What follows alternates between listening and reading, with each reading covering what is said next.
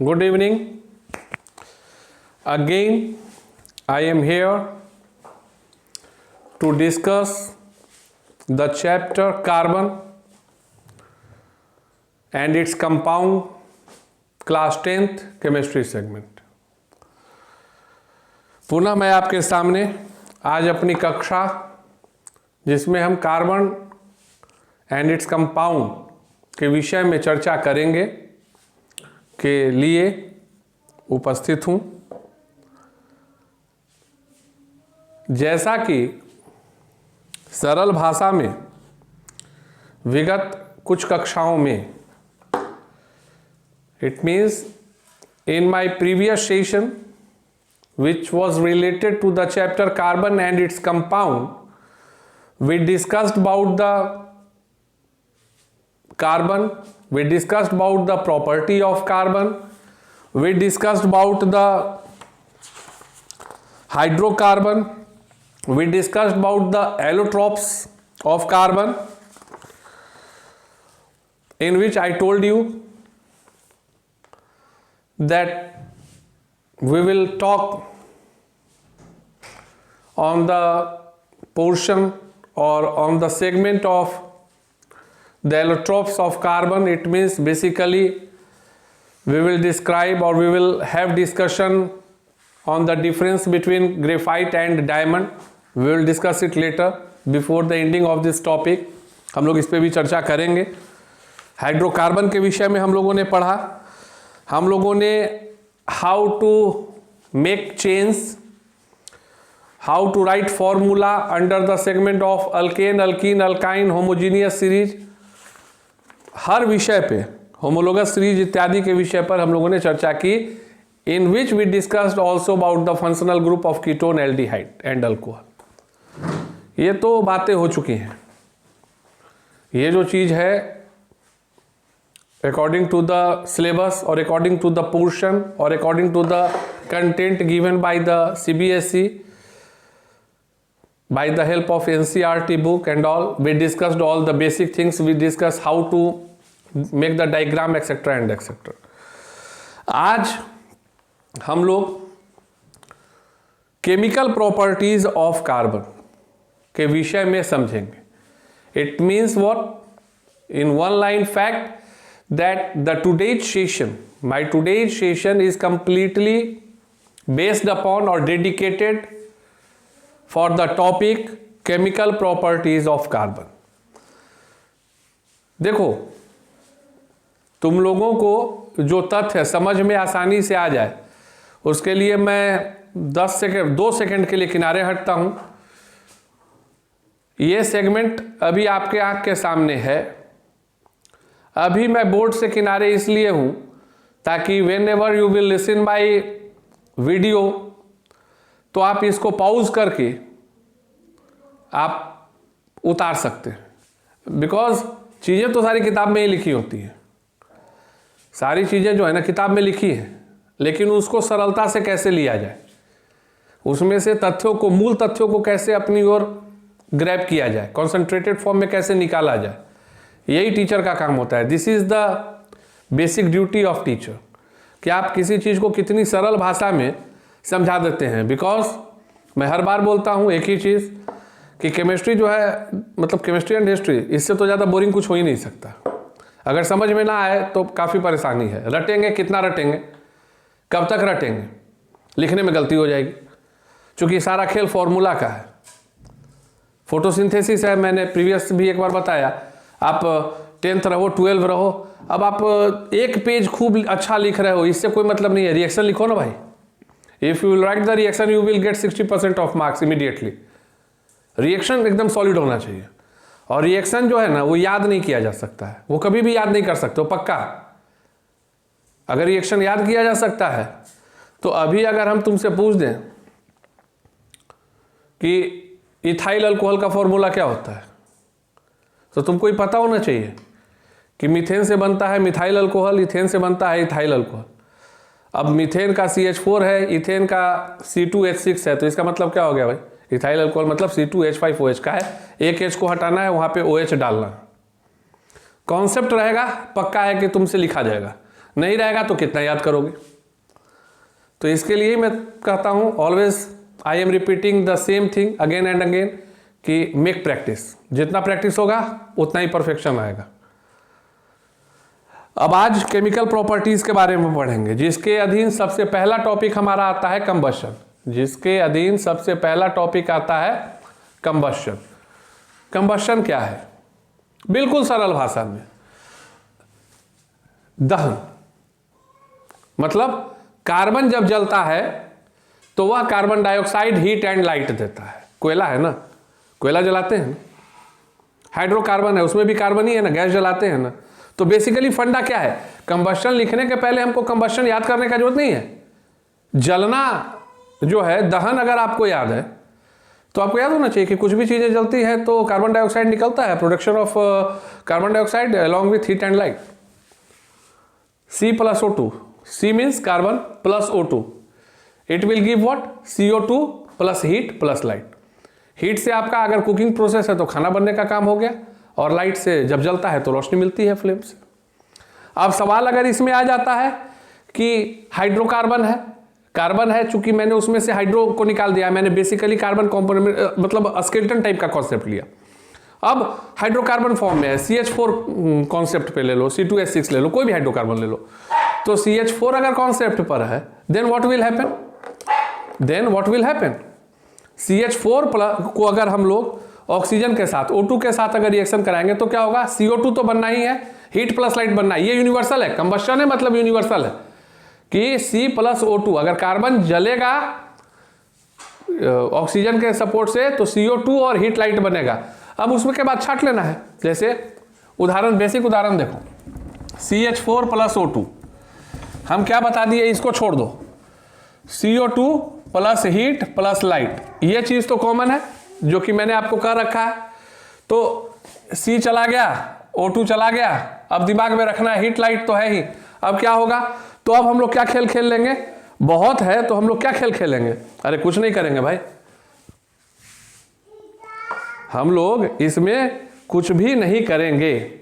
हम लोग करेंगे क्या?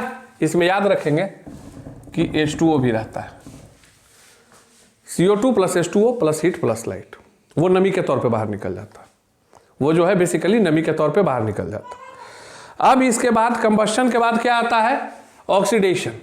ऑक्सीडेशन का बेसिक फंडा क्या है? एक लाइन में एकदम बिल्कुल ही याद रहेगा कि कंबशन जब होता है, देखो how combustion is related with oxidation. Carbon compound oxidised on combustion, जब भी कंबशन होगा तो कार्बन कंपाउंड जो है वो ऑक्सीडाइज्ड होता है।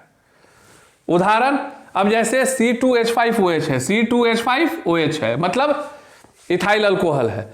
जब इसको अल्कलाइन KMnO4 और हीट देते हैं, अल्कलाइन KMnO4 और हीट देते हैं, ये एक तरह से कैटलिस्ट का काम करता है। अल्कलाइन KMnO4 जो है वो तुम्हारा कैटलिस्ट का काम करता है। तो ये क्या बना दिया? CH3COOH। अब देखो यहाँ पे क्या हो रहा है, यहाँ क्या है? एक है, यहाँ पर क्या है? एक O है, यहाँ क्या हो गया? दो हो गया, एडिंग ऑफ ऑक्सीजन। यही तो है ऑक्सीडेशन, एकदम बिल्कुल सरल। जो चीज टीचर कहता है उसको बिल्कुल सरलता से चेक कर लो, तुमको हमेशा याद रहेगा।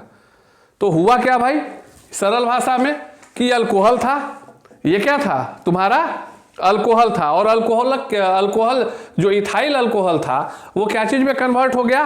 Carboxylic acid. ये है क्या? That one is known as carboxylic acid, that will be known as carboxylic acid. याद रखना है, एकदम छोटा चीज है। CH3COOH कार्बोक्सिलिक एसिड होता है। अब सवाल आता है एडिशन रिएक्शन। एडिशन मतलब जुड़ना, एडिशन मतलब जुड़ना। जुड़ेगा कब? अब एक चीज बताओ, हाइड्रोकार्बन पढ़ा रहे थे ना, कोई भी चीज किसी चीज को खोजता कब है? जब उसमें कोई जगह होता है, उसमें कोई जगह होता है। अब एक उदाहरण के लिए दिखा रहे हैं, ये डबल बॉन्ड है ना, ये क्या है? डबल बॉन्ड है, मतलब यहां स्कोप है, ये कुछ खोज रहा है। क्यों? अगर ये सिंगल हो जाता है हाइड्रोजन के आने से तो बढ़ गया। इसका मतलब क्या है कि एडिशन रिएक्शन के लिए हमको सैचुरेटेड हाइड्रोकार्बन नहीं चाहिए, we don't need saturated hydrocarbon for oxidation addition reaction. Unsaturated hydrocarbon is only responsible for the taking part into the addition reaction. जिसको आवश्यकता होगी उसी को रिक्वायरमेंट होगा, जिसको रिक्वायरमेंट होगा वही किसी चीज को अपने में जोड़ेगा. अब जो पूरा संतृप्त है, बिल्कुल सैचुरेटेड है, वो उसको चाहिए नहीं. इट मीन्स व्हाट, आप वहां से कुछ लेकर उसको अनसैचुरेटेड कर सकते हैं, लेकिन वो सैचुरेटेड नहीं होगा. एक लाइन में समझ लो, अल्केन सैचुरेटेड है, अल्केन सैचुरेटेड है तो उसको कुछ चाहिए नहीं, लेकिन अल्कीन अल्काइन जो है उसमें अगर हाइड्रोजन हम चाहेंगे तो उसको जोड़ेंगे तो होगा क्या कि जो ट्रिपल बॉन्डिंग शेयरिंग है that will convert into double bonding. Again if we will put or give some more hydrogen then it will convert into single bonding. मतलब तब जाके वो सैचुरेटेड हो गया. जब सैचुरेटेड हो गया तो उसको नहीं चाहिए, अगर सैचुरेटेड हो गया तो उसको आवश्यकता नहीं है. तो इसलिए लिखा गया कि unsaturated hydrocarbon add hydrogen in the presence of catalyst. चूंकि कैटलिस्ट नहीं होगा तो वो रिएक्शन करने के लिए अभिक्रियाशील कैसे होगा. It means definitely the catalyst should be or the presence of the catalyst is required for starting of addition reaction. For example यहां मैंने दिया, यही कॉन्सेप्ट देख लो कि डबल बॉन्ड था RR-C, डबल बॉन्ड C-RR. अब इसको जो है हम लोगों ने हाइड्रोजन दिया, क्या दिया, निकल कैटलिस्ट के साथ किया हाइड्रोजन के प्रेजेंस में. अब यहां से क्या हो गया, डबल बॉन्ड हट के सिंगल बॉन्ड हो गया, जो 2H था वो दो जगह हो गया, सैचुरेटेड हो गया. That will be known as addition reaction. Last में क्या आता है, substitution reaction. Substitution reaction means replacement का खेल. सब्स्टिट्यूशन रिएक्शन मींस रिप्लेसमेंट का खेल, हटाया अपने आप को समावेशित किया. सरल उदाहरण है, मीथेन है, क्लोरीन. सामान्यतः एक चीज याद रखना, जो भी हम बोले वो लेगा तो नहीं कुछ, काहे, अभी जो मैंने यहां पर तुमको इसलिए उदाहरण दिया, अभी देखो CH4 है तो CH4 को तो कुछ चाहिए नहीं, CH4 तो सैचुरेटेड है. तो अब जब सैचुरेटेड है तो क्या हो सकता है, अगर सैचुरेटेड है तो क्या होगा, इसका मतलब सब्स्टिट्यूशन हो सकता है. कोई चीजें आ जाएंगी, एसोसिएट हो जाएंगी, बदले में किसी को जाना होगा. It means what, they are not having the capacity to just involve the another thing. So by this what we are seeing that in the CH4, like यहां पे जो देख रहे हो CH4 है, देख लो अच्छा से, उसको Cl2 से किया तो क्या हुआ, जब रिएक्शन हो रहा है, रिएक्शन हो रहा है, अब रिएक्शन किस चीज में हो रहा है, प्रेजेंस ऑफ सनलाइट. रिएक्शन किसके प्रेजेंस में हो रहा है, सनलाइट के प्रेजेंस में हो रहा है. तो क्या हुआ, अब जाके क्या किया, एक जो ये एच था इसको हटा दिया और ये जो Cl2 का एक था वो चला गया.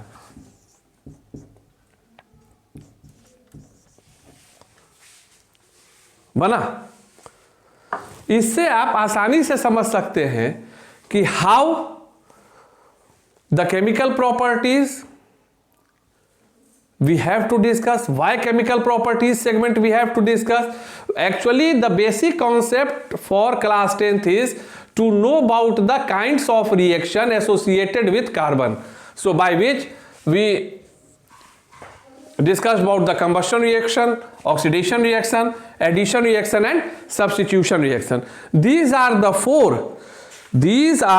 four chemical properties criteria on which we have to complete the discussion. अब सवाल आता है कि सर केमिकल प्रॉपर्टीज की तो बात हो गई, अब इसमें जो है चैप्टर्स में दिया हुआ है, तो उम्मीद करते हैं, I am hoping that you will know the concept, but might be possible that you are not awareing with the fact. So here I am available for some discussions relevant to the chapter in which we discussed about the formation of coal and petroleum. सवाल बहुत अच्छा है. देखो एक चीज पक्का याद रखना, पढ़ाई जब होती है ना तल्लीनता होनी चाहिए, काफी तल्लीनता होनी चाहिए.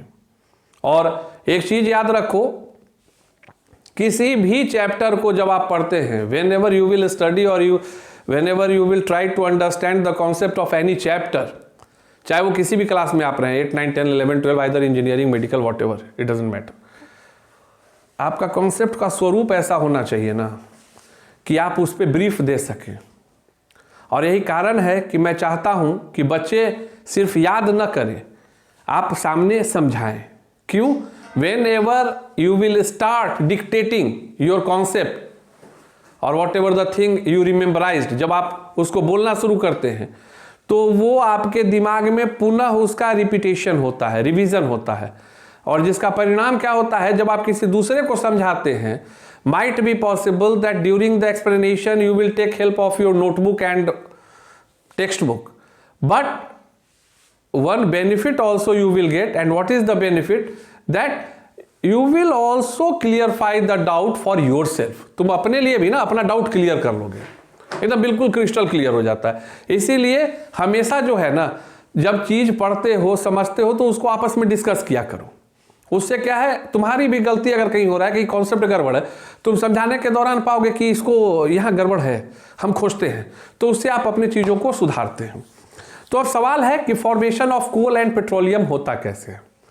तो सबसे पहली चीज़, एक चीज़ तो आपको पता होना चाहिए कि ये प्रकृति में बनता तो जरूर है, इसका निर्माण कोई ह्यूमन बीइंग तो कर नहीं सकता है, ये क्रिएचर के द्वारा, नेचर के द्वारा मिलने वाला रिसोर्स है।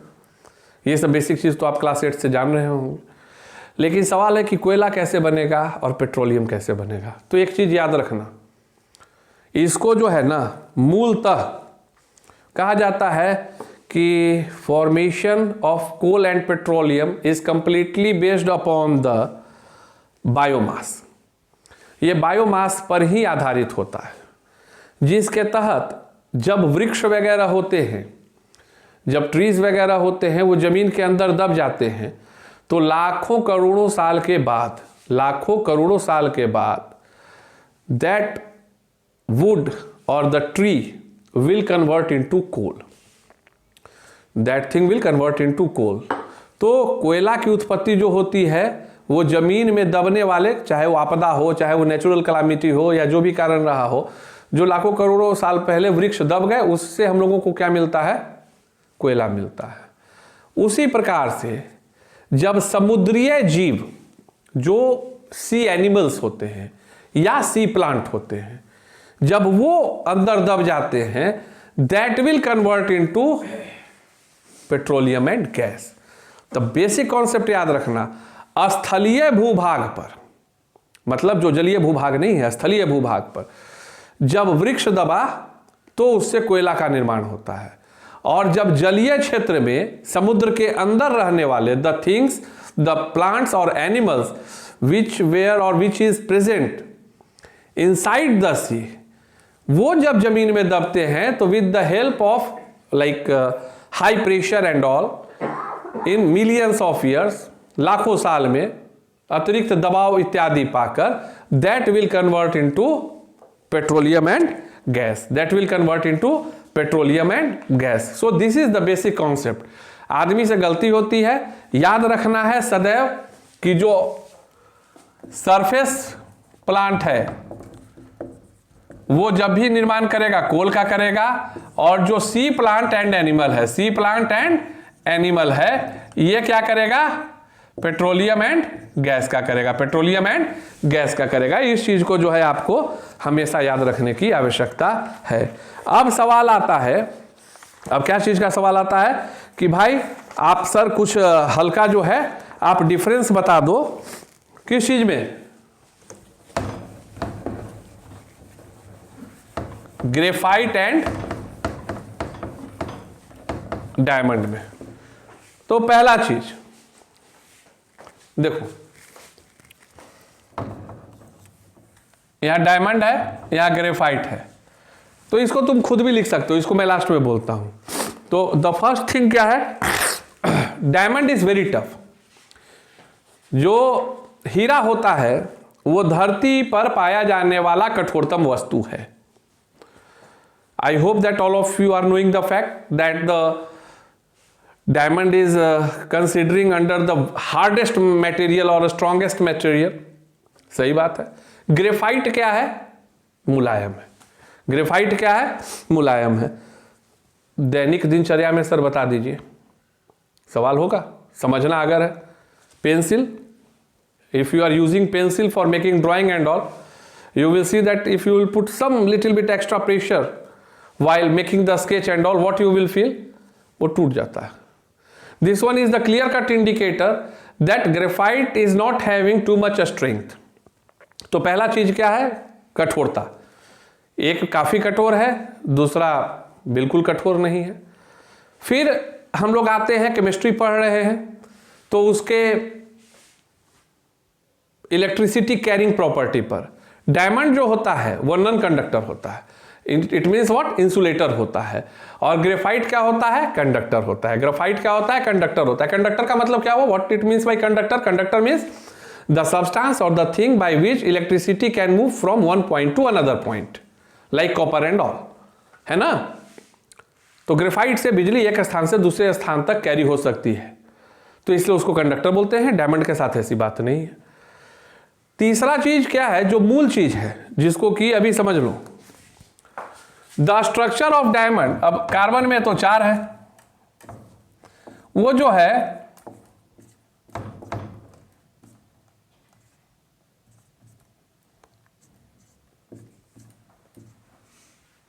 आप इस तरह से पाते हैं कि ये बिल्कुल ही मल्टी लेयर में. इसका मतलब क्या है, वो एक लेयर में नहीं, मल्टी लेयर में चार कार्बन से. पहला चीज what I am discussing, allotropes of carbon. Allotropes of carbon means one thing that should be very clear, that the bond will occur only between carbon to carbon atom. इसमें कोई और चीज नहीं होना है. एलोट्रॉप्स का मतलब ही यही होता है कि वो कार्बन ही है सिर्फ, उसमें उसके खाली रूप अलग अलग है. That's why I am telling like कि अपरूप, एलोट्रॉप्स ऑफ कार्बन. चीज, शब्द को याद रखना, इसमें ऐसा बनता है, जिसके कारण क्या है, ये जिगजैग काफी कठोर हो जाता है. ग्रेफाइट के साथ क्या है, हेक्सागोनल होता है. ये फोटो आप लोगों को याद होगा.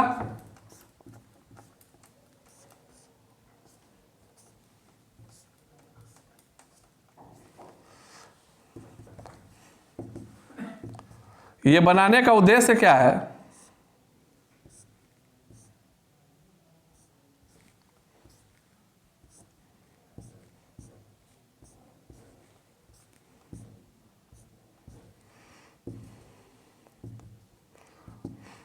इसके माध्यम से आप देख रहे हैं कि यह परत दर परत, यह जो है परत दर परत बनने वाली संरचना है. It means in the hexagonal arrangement of the carbon atom, actually it creates it's chain in the layer wise manner. ये परत के श्रृंखला में परत दर परत निर्माण करती है. और यही कारण है, this one is the basic fact, कि due to layer type structure of carbon atom, the graphite is weak with respect to diamond. अब सवाल आता है कि एक टेक्निकल टर्म है जिसके तहत जो है आपको याद रखना है कि बेसिकली जो होता है डायमंड का डेंसिटी जो होता है 3.5 ग्राम पर ml होता है. 3.5 ग्राम पर ml होता है. जबकि इसका डायमंड का कितना होता है, 3.5 ग्राम पर ml डेंसिटी होता है. जबकि इसका कितना होता है, 2.3 ग्राम. इसका क्या होता है, 2.3 ग्राम पर ml. ये जो होता है इसका डेंसिटी होती है. ये जो है इस फोटो में आप देख रहे हैं, ये ऑक्टाहेड्रल टाइप से है. और ये क्या है, ग्रेफाइट क्या है, हेक्सागोनल है. डायमंड क्या है, इंसुलेटर है. ग्रेफाइट क्या है, कंडक्टर है. So these are the basic difference. What you have to know about the discussion with the help of discussion of carbon and diamond and graphite. So after completion these things, in my next session, it means like might be possible that my next session will be the last session for carbon and its compound, and afterward I will give you some assignments, some important questions, whatever you will get it on your number or like on your class plus or class Teachmint app जिस पर आप हमारे साथ online हैं, आपको उस पर assignment मिल जाएगा. And I will hope that you will solve all the questions and you will submit it to the concerned authority, and I will see your potential, that how much you are gaining and all. In my next session we will discuss about the ethanol and ethanoic acid.